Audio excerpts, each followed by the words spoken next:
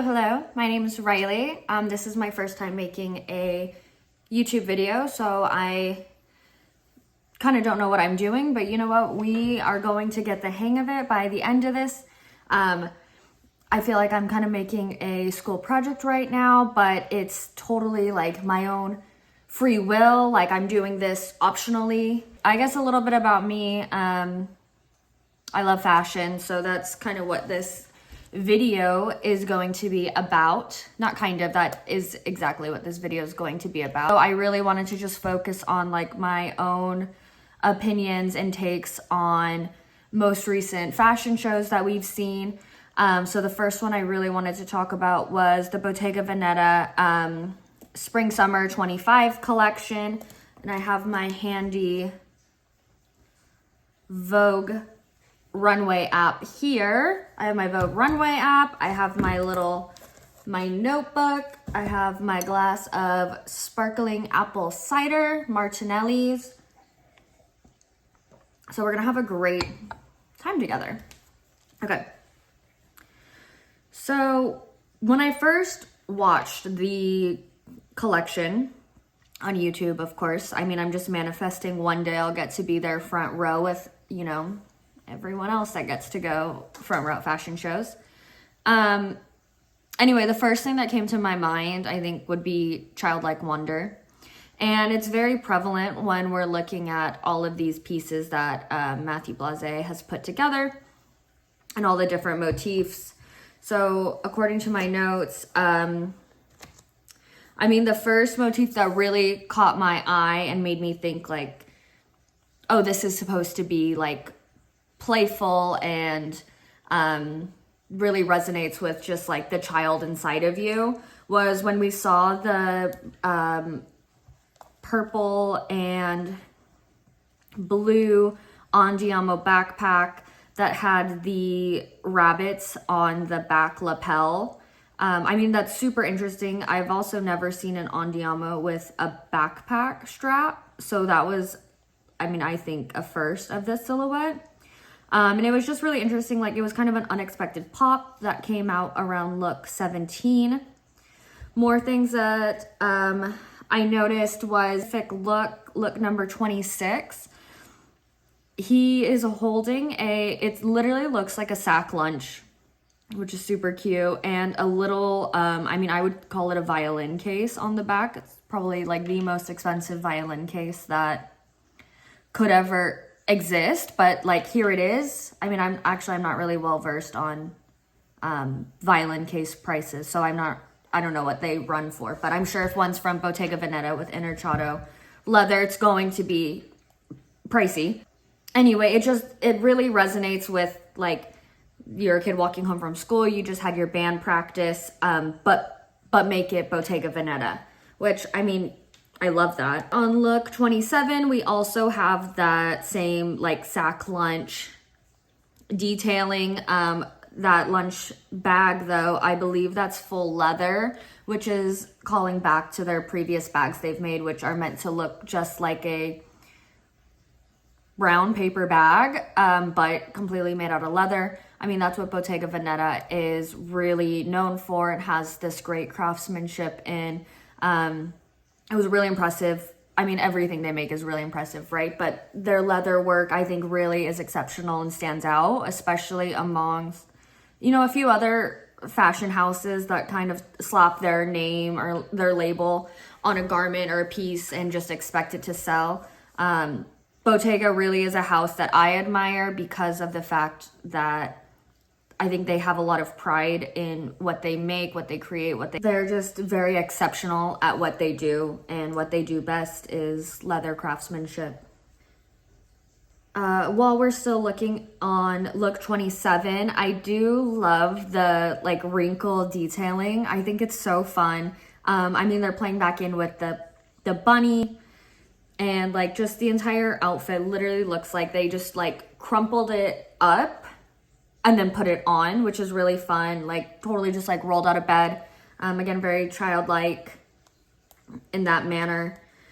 One other detail that I'm noticing that I'm kind of loving is that these really exaggerated and oversized silhouettes I believe it's supposed to be like a rendition of like when you're a kid and you try on your parents' clothes and like, oh, that's my first time playing dress up, like that's my first time trying fashion.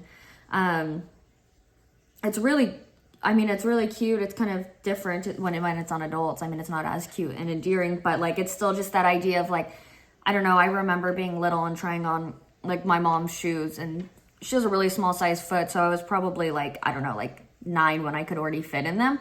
But still, like just the fact of like trying them on and like, oh, like why is that little 4-year-old like clumping around in heels? Like it's really cute. And I think that's kind of around the time when you start to get that like, not even fashion identity, but you kind of get that sense of like what you wear in the world like has a reflection on you, and it's a way of like your own individuality and expressing yourself. So I just think that's cool. I also liked how throughout multiple looks there were the little matchsticks, which to me the first thing I thought of was like, oh, playing with matches or like playing with fire. Again, just that like childlike view on the world. So kind of fun. I don't know if that was the intention of what the matchsticks are supposed to represent, but nonetheless, like it's just a really cool motif detail.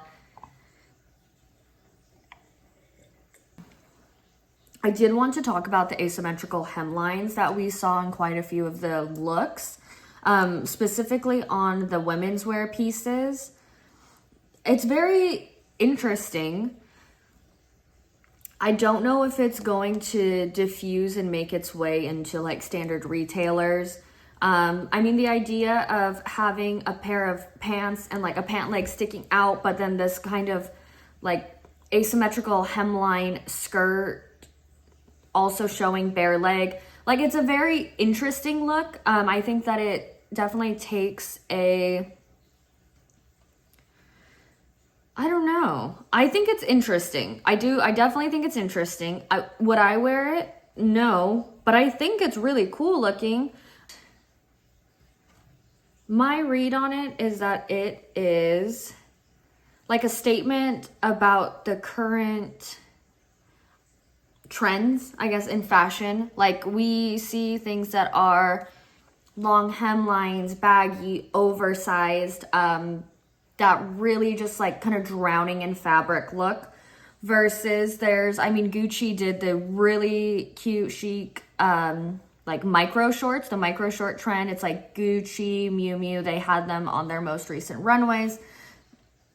So it's kind of finding that in between. Like we have a really edgy side of fashion right now, which is really flashy, full legs. It looks like you're wearing like a little bikini in public. It's like the no pants trend, versus there has also been a kind of wave of trends that are more conservative, whether it's like, you know, oversized everything or just like not really accentuating a shape. Let me know what you think about that. Maybe I'm reading too much into this asymmetrical hemline. I'm just a little shocked, I guess. I don't know. I've like never seen an outfit like that. And I like it. I like it on the runway. I just don't think that it's something that is going to diffuse into retailers or mainstream fashion. But sometimes that's the best part of the runways is, you know, sometimes things are just meant to live on the runway and live in that moment and be part of that cycle, I guess. Not everything is meant to be worn in the masses. I don't know if that's like a hot take or not, but like, I don't know, some of these things, it's like in fashion, like I feel like we think about, oh, I like this because I would wear it. I don't like this because I wouldn't wear it. But sometimes like we just have to look objectively. Does that make sense? It made sense up here. I hope it made sense here. Anyway, we do have notes on, so there were the plastic bags, which I don't know what the actual fabrication of these bags are. I mean, they look visually, at least from the photo, they look like plastic with leather cutouts, like, what do you call that? Not embroidered, leather cutouts, I guess just sewn on top of like applique.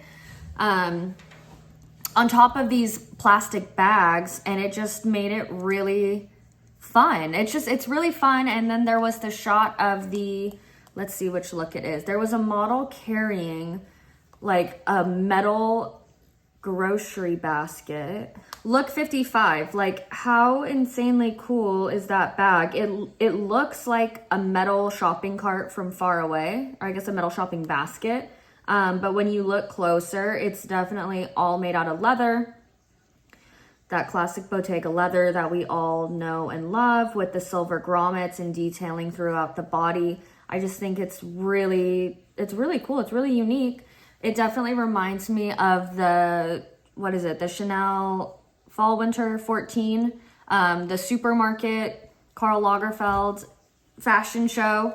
That was just like really cool pieces of like Chanel bags in like saran wrap to look like meat packaging. They had the literal like Chanel hand carts, metal baskets, I guess.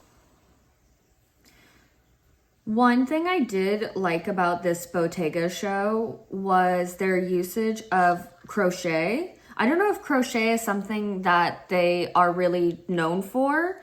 Like I know, last season they did a crochet raffia sardine, which was really like just stunning. It's really beautiful. But specifically looking at the flower detailing that they had, I mean, I don't know anything at all about crochet, but like I think it looks impressive. Like it just looks really cool. So I can't really speak to the true like craftsmanship of it, but like visually I think that it's very appealing and really unique. And I really love when brands aren't afraid to mix in different textiles. I mean, Bottega, like being known for being a leather house, but not being afraid to use this crochet work. I don't know, there's something really like spectacular and kind of special about it. More things that played into the childlike wonder. In look 28, we have the sardine, that literally the handle, instead of the classic gold or brass sardine, it's this like, it looks like those kid blocks, like the little playing blocks that you would use when you're a kid, on top of a checkerboard question mark. I don't know what you would call that board, but the little handle of it, it's really fun and unique, and that's a really cool piece. I can't wait to see that in person. And there was another Andiamo that had like a big scarecrow on it. I couldn't really tell what the exact detailing on the bag is. But it looks again like that same technique they use on the plastic bags, where they take leather cutouts and just sew them and attach them to create like a seamless photo. So it's on look 39. We have a large Andiamo with what looks like a little scarecrow, a cactus, again with the bunny. It's really cute. It's really cute.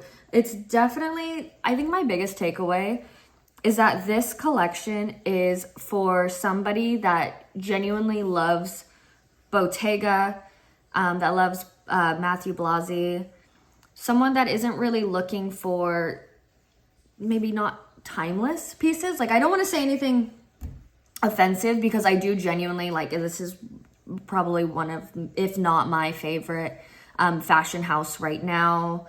I love the brand heritage. I love everything about the brand. But I think that pieces like this, like you're looking at a large Andiamo made out of leather. It's, I mean, right with current pricing right now, it's about $8,400. So it's like, you know, I wouldn't spend $8,400 on a large bag that had like a scarecrow and a bunny on it. But someone else that is really passionate about the brand and has, you know, a much higher, say, disposable income, I think that these are a really fun piece that you really can't miss. This whole collection, really, I mean, all of the details from it, I am, of course, a little biased because I love the handbags. I love looking at the craftsmanship. Like, I'm looking at look 46 right now. The double top handle Andiamo with the silver hardware. And I'm guessing that it's crocodile. Like, that bag is, it's not cheap, but it is so beautiful. Like it's the way that Blasey juxtaposes all these pieces that he puts into this show. It's like we have this really fun, childish pink and purple bunny bag, and then we have this like work of art crocodile bag, and it's just really interesting to kind of to see it all come into play together. I think that's one of the best things about fashion, is that it doesn't have to take itself too seriously, and it's not this like pretentious world. I don't know. It's not cerulean. What is she saying? Devil Wears Prada? Like it's cerulean blue.